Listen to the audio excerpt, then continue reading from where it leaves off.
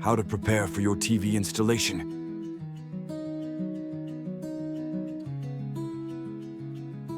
1. Arrival window. Technician will send you a text with an estimated time of arrival within the time frame provided during your booking.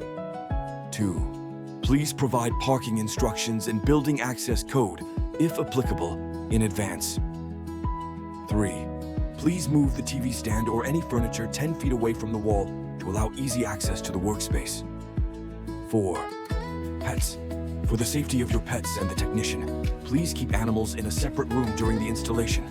5. Mark your spot. Use painter's tape to roughly mark the desired position of the TV on the wall. This helps us start the consultation quickly. 6. Upon arrival, the technician will confirm the installation feasibility at your chosen location and advise you on the appropriate height. Our recommended TV height is eye level for comfortable viewing. 7. Please provide the necessary cables for connection. The recommended HDMI cable length is 12 feet. If you don't have a cable, we always stock additional cables that you can purchase from us. 8. The technician will securely attach the bracket to your studs using high-quality bolts and anchors. All necessary screws are supplied by us.